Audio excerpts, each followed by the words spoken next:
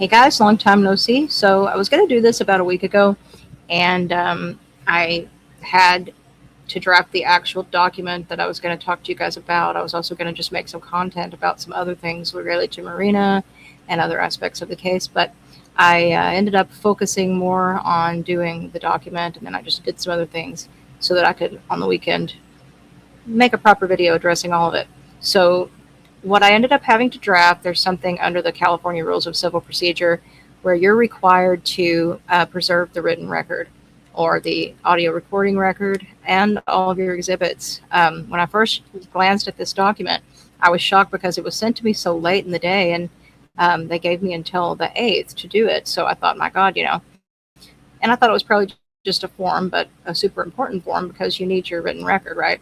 So I started to do it, and then I realized, you have to list every exhibit that you want and all of this other kind of stuff and go through everything. So, and go through the dates of the hearings and what you want preserved.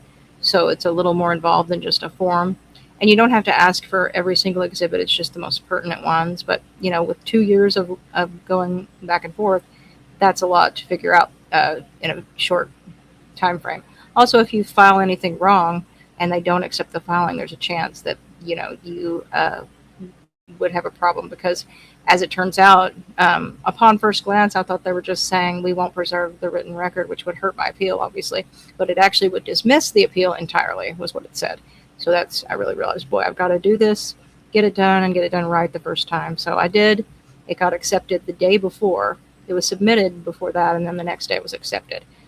So once it's accepted, you're good. And then I got word from the other court that we're moving forward. So that was, after 2 years of working on this and this becoming even bigger than being about the one issue, not that anything is bigger than even saving one life, but it is bigger than that. And it's morphed into something that's, I think, going to be very important to a lot of people.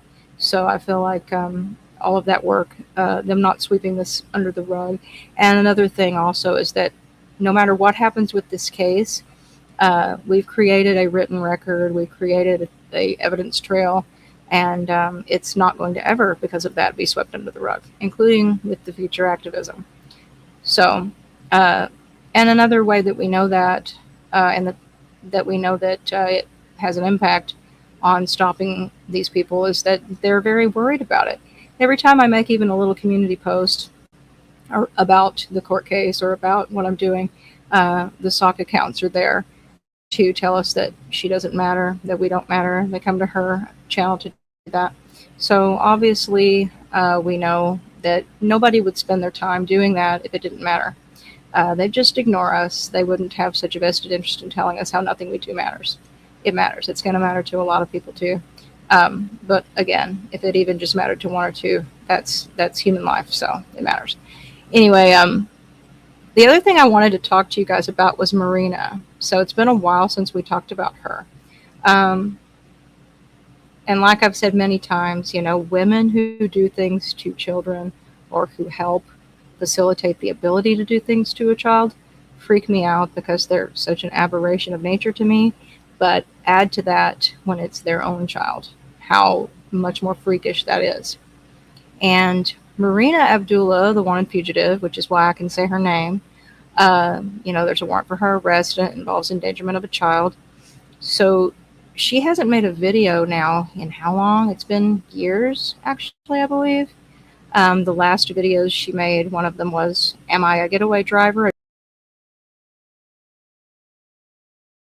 addressing our claims that she could be the getaway driver because the warrant places her in Berghamsted on the night of the crimes. And she's not on the CCTV video. So where was she? What was she? And reportedly a Dutch official has said that something was in her name, possibly the vehicle. So that's why that's the allegation. But we know for a fact she was giving Ilias instructions on the app. That's in the evidence record from Ilias's trial. About the crimes, we know that they placed her there on that night on the warrant.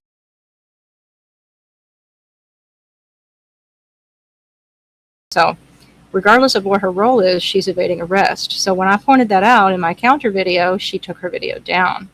We also know she was trying to make a big deal about her stamps on her passport and that those prove nothing, because if you're part of the Schengen agreement, you wouldn't get stamps if you entered the Netherlands or Germany. So when she was called out on all of that, and also on showing that she knows she's a wanted fugitive, she took the video down.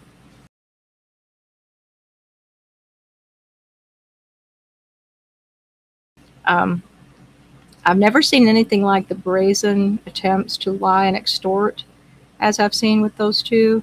Um, Also, under these videos, all of the sock accounts impersonating Diane that they created, um, called I'm a liar, baby kidnapper, flat chest Luna. Imagine taking the time to do all of that and openly harass your victim.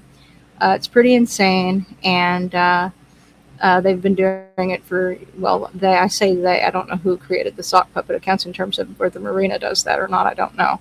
We know Goatis has a history of it. But and some of the things in his accounts where he's impersonating people he would be the only one that has access to them. Like for Catherine, those embarrassing videos, and for Diane, things about pictures of her family members and all these kinds of things.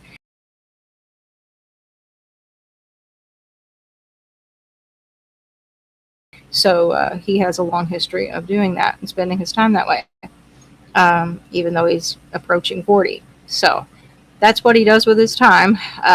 Tell us we don't matter, make impersonation accounts.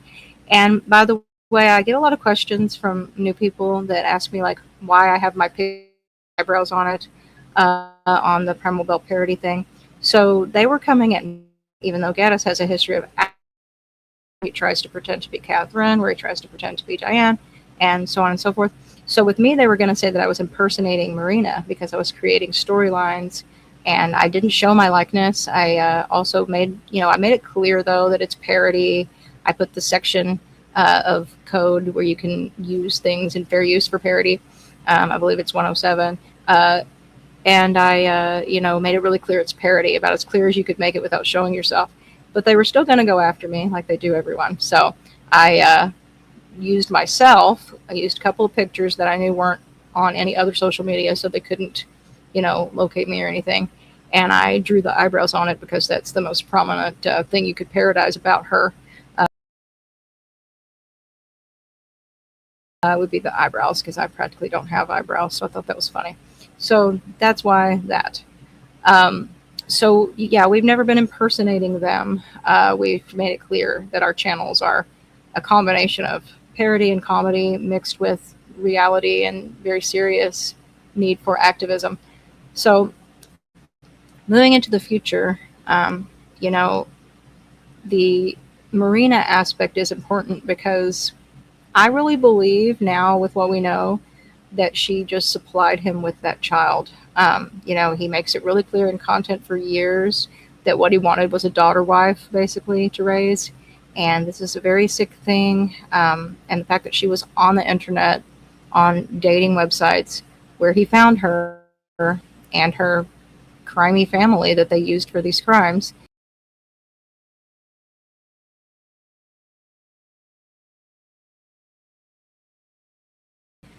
And that she, basically, shot out a baby and gave it to him, and he's maybe doing whatever he wants with her. That's what he tells us. Is a pretty horrifying thing. I don't think she should be loose either. She has several children, one of whom helped with the acid and eating attack and was declared so mentally unwell that she needed, in their words, to be inpatient hospitalized. So this is just some pretty sick garbage. The system in the Netherlands doesn't work any better than the one in the United States, but these interactions between United States law and international law are what are so important. This company that facilitates helping people like this earn money evading arrest, and also contacting minors potentially who might contact him for a health consultation, who admire him, who are going over to his Telegram link that he posts on YouTube to talk about incest, who have the same interest as him and are being told that they're natural and normal interests instead of getting the kind of help they actually need. This is something that an American company is assisting with and profiting off of. So these are the larger issues that, because of Diane's case, we're going to be addressing. And another important thing to note here is that That's what's, in a way, as ugly and dark as all of this is the beautiful thing about this case, because it started out with Diane stumbling around, wondering if anybody would even believe her with her child, if they wouldn't die. And she ended up having this group of people gather around her as she's being attacked online, and we're willing to take some of the blows and put in work. I had people, when I started to put in work, I didn't know if anybody would really be interested in it. And I had people who put hours of work into compiling evidence so they could send it to me, who wanted no credit whatsoever. So, for anybody that wants to say this is a hell realm and a horrible world, because they look at people like Goatis and they look at these terrible things, but not look at the other people who make it something else. And that's what we're going to make out of this. It is going to be something else. There are some human rights conferences coming up, and I think they're actually the ones that would be better are going to be a little bit further out than I thought. So like October, November. There's going to be a lot of things going on in legislation related to not just the ECHO Act that I've talked to you guys about, but several other acts. So we already have U.S. code saying that a private platform has to turn in certain types of crime promotion against children. But it's going to go further than that. They're going to, have to be held accountable for things that they do to adults, for things that they do to anyone that they make money off of doing that really are harmful. Meanwhile, they shut down free speech all the time. So people that want to act like people who want these acts passed are anti-free speech, are going too hard against the platforms. That's not truthful. The only way you cure deficits in speech is with more speech. And if anybody's been stopped from speaking, it's us. 20 hidden videos in the Netherlands for me.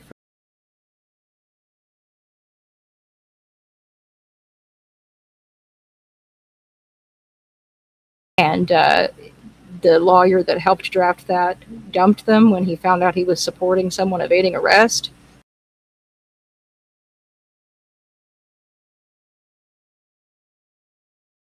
To someone's evading arrest. I've had a couple videos hidden in Germany, where she's from. They have a fear of people in Germany getting wind of a net. His allegedly disabled abuse victim. A lot of evidence for that, or I wouldn't be saying it. So these are very, very, very sick, serious crimes, and the crimes in the future that they could be facilitating by continuing to supply this guy with access to people and money, as he has a baby with him that he tells us he's harming. That's something that they can't really get around with. We know that they know, for one thing, and I can't find an ethical loophole where it would make sense, where the larger picture of protecting speech rights would negate needing to do something about this level of crime. The two things have nothing to do with each other. If anybody has had their speech rights infringed upon, it's us. Diane's had videos hidden. Megan Gaines has had videos hidden. Other people have had to, fight their copyright claims and all of that kind of stuff. So we're the ones being worked against. Goatis Actions is the system he claims to be against. It's not edgy or naturey and cool to be a fan of his. If anybody is someone that couldn't make it in nature, wouldn't fight for anyone, it's him. It's not us. And we do have a lot of really badass people on our side. And onward we go. See you soon. Bye-bye.